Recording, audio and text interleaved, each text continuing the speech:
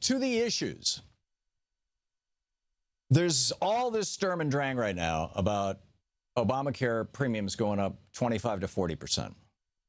And it turns out that there's a backstory to this. And that is that when Obamacare was put together, we discussed this, somewhat yesterday, but this is, I think it's fascinating. And Scottie Nell Hughes is going to be on to talk about this in just a second. When Obamacare was put together, basically what the federal government said to the health insurance companies, and these are private for-profit companies, they said, we know that you have been throwing sick people off the rolls, right? You're insuring somebody, they get cancer, you dump them. And we know that you have been refusing to cover people who are already sick. Somebody comes in and says, hey, I want insurance. They say, do you have diabetes? Yes. Oh, sorry, we won't cover you. Or we'll cover you for, $5,000 a month or something like that. And they also told the health insurance companies, in addition to not only you're going to have to pick up the sick people, you're going to have to pick up the people that you rejected, but you're going to have to pick up new people who haven't been able to afford health insurance. And we're going to provide them with subsidies to make it possible for them to get health insurance. And in fact, well, that's there. And a lot of those people haven't seen a doctor in 2 or 3 years, and they probably have conditions that need some treatment. There's probably a lot of undiagnosed diabetes out there, a lot of undiagnosed heart disease out there, all these other kind of things. So the first 5 or 10 years, it's going to be expensive. And which, of course, the health insurance companies pointed out to the legislators when they were putting this thing together. So, in conference, in committee, they put together this thing called a risk corridor. And what the risk corridor does is it says during the first decade of Obamacare, if an insurance company loses money taking on these sick people, we will make it up. We, the federal government, right? It was in the budget. This is not a budget buster. This was not a surprise. It was in the budget. The money was there. It was all set. It was all ready to go. And as a result of that, the insurance companies wouldn't have to raise their prices. So last year, little Marco Rubio, all by his little self, wrote a rider for the 2015 omnibus bill, the one that funds the entire federal government. And that rider said, we're going to delete the risk corridor. No more subsidies for the insurance companies. They're taking on these sick people. They can't reject people when they get sick and when they get expensive. And if they lose money, tough luck. They're just going to have to raise their prices. So Marco Rubio put that into law. That became the law at the beginning of this year. And sure enough, this year, the health insurance companies lost money because they didn't have those subsidies. And so they're jacking the prices up. In other words, the Republican Party, or Marco Rubio as its surrogate, broke Obamacare. And now the Republicans are all running around going, Obamacare is broken. We got to do something about it. We got to get rid of it. We've got to replace it with something. We've got to repeal and replace it. That's the official position of the Trump campaign. So let's ask Scottie Nell Hughes, what are you going to replace it with? She is the chief political correspondent for USA Radio Networks, usaradionetworks.com. She's a contributor to CNN, the author of Roar, The New Conservative Woman Speaks Out. You can reach her website at scottienellhughes.com. You can tweet her at Scottie N. Hughes, Hughes. And Scottie, welcome back to the program. Oh, thank you for having me. I love talking about this issue. As you're right, this is a very important issue, and this is affecting voters right now. And I think the reason why the polls are tightening is because 50% reason is because of Obamacare and these premium notices that went out this past, over the past 2 or 3 weeks. And people are going, oh, wait a minute, we have a problem here. And so I think that is definitely something we need to talk about. Yeah, totally agree. I mean, although the notices that went out didn't say your rates are going up because Marco Rubio screwed you on the federal subsidy, but still, that's what's going on. So what is your replacement for Obamacare? Well, except for one point to that, Thom, to your whole argument, it would make sense. I agree with that, except for last November 2015, more than half of the Affordable Care Act co-ops were out of the insurance marketplace. So that would make sense if that was true. It is true. We've been having problems. Well, no, because half of them were already out of business last November, a year ago, 2015, before. Oh, but that, Scottie, a lot of that was because of consolidation in the health industry, in the health insurance industry. You said that Marco Rubio, the reason why everybody's thinking is because of Marco Rubio. No, I said it's why the prices are going up. No, the prices have been going up continuously. No, you're absolutely right. As health insurance companies combine and you get, you go from 3 different different companies. Now it's just one company, right? Because it bought the other two companies. So they can set the price, however they want if it's the only company. I mean, there are several states where you've only got one or two companies. You're right about that. And I'd like to see more competition.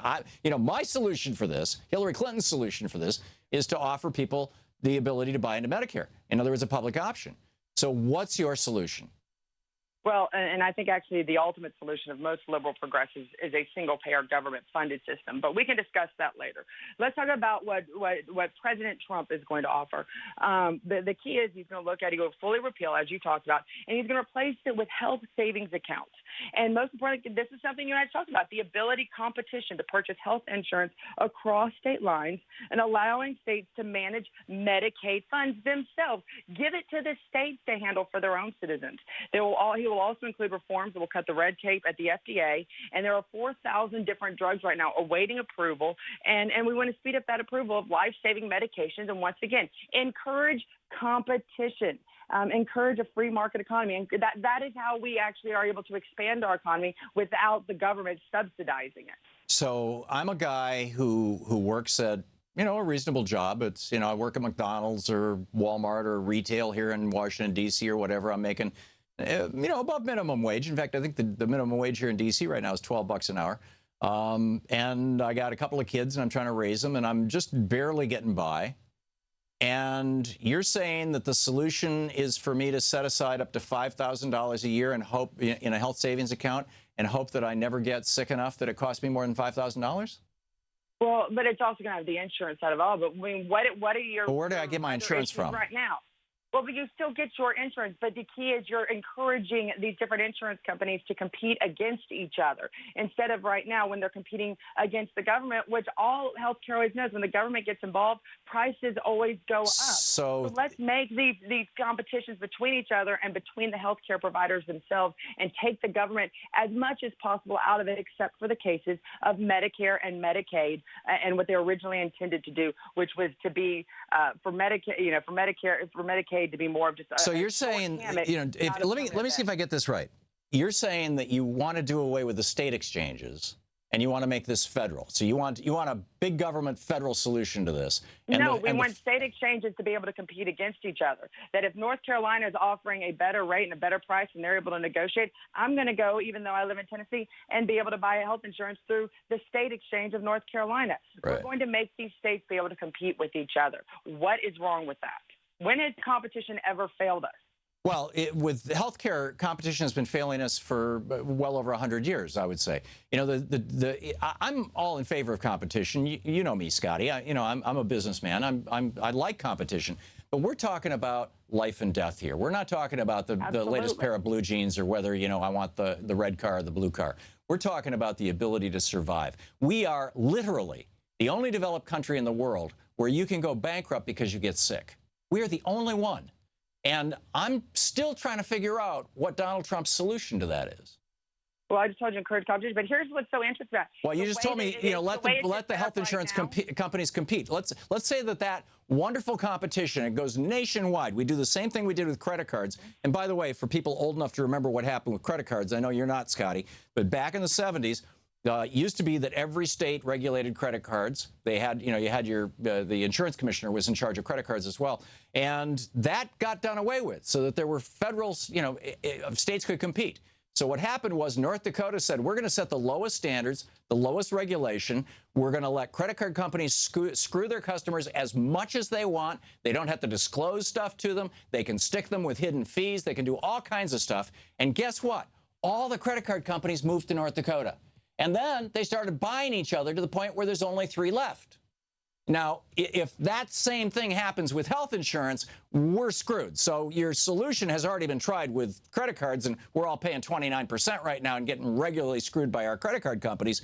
I just don't see how that's going to help us with health insurance. But even if it does, that's what we're doing right even now. if it magically drops the price 20%, how does that help me if I can barely even buy food and prescription drugs for my kids? Well, and then that's the fallacy right here, because the way the system is set up right now, middle-class families are bearing the brunt of it. Let me say this. I pay $1,000 every month in a premium. I used to pay $600 That's crazy. for Obamacare. went up to $1,000. This past weekend, had to take my daughter to the emergency room actually tried to go to my primary doctor. She could not handle anymore. The ability to take care of a brown recluse spider bite has been taken out of the pediatrician's office. I was sent to the ER, where when I was in the ER, surrounded by all sorts of people, that I would say that it was obvious that people were there for things like the cold still or the flu that were not as sick. There were kids that, had cancer, but there were also just very common. Are you in a red state where they refuse to expand Medicaid, so poor people are no longer, don't have access to doctors, so they have to go to ERs? Well, no, they can still get on What state was this in, Scottie? In Tennessee, they can get on TennCare. We do have a state exchange, but yet they're still going to the ERs. They're still funding ERs. And when I left after being there for 7 hours, I was told that my insurance that I already paid for, that I had to do a prepay of $2,000 exactly. right then and there before I could walk out. Exactly. Scottie, you just defined the problem. I'm on Medicare, which is single payer, right? And I go to and I've got a herniated disc in my back, so I've been to 3 different doctors, 2 MRIs, an X-ray, and God only knows what's going on. I might have surgery in a couple of weeks. And all I do is I walk into the doctor's office, say, here's my Medicare number. They plug it in. It automatically connects. They automatically get paid. There's no paperwork. I get nothing. There's been no deductibles, no copays, nothing. I've been paying into this since I was 14 years old, into Medicare. And I continue to pay into it. There's a monthly fee, but it's only a couple $100 a month, and it's the best health insurance I've ever had. I'm on the single-payer plan here in the United States. Well, because you're at that age. Wouldn't you like that? Medicaid plan right now. I would love it, but I know. So Hillary Clinton is saying drop the Medicare age to 55. Wouldn't you love that? I know you're younger than that, but, hey, it's going to come. But not if we can't afford it. Great. I would love to give everybody, free roses every day and give everybody a free car. But roses and cars are not life and death, Scottie. We're talking about life and death. Saying there's no way. But when we're encouraging people to get on the government teat, as you used in your last segment, and not stand on their own, and to not have private companies competing against each other and work with the insurance or the healthcare providers to reduce costs, yes, you get great. So you really think the best thing that I should do if I start feeling heart palpitations from all these anti-inflammatories I'm taking that have a side effect of heart attacks is, as soon as I think I'm having a heart attack, I should just call every hospital in town and ask them what they charge?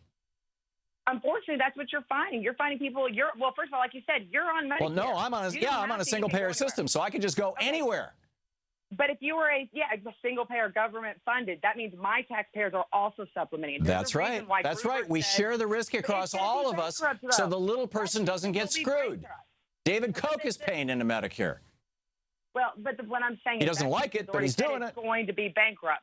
They had to take from Medicare to help pay for this Obamacare, for the Affordable Health Care Act, and it's going to absolutely be bankrupt. So how are you going to pay for it then?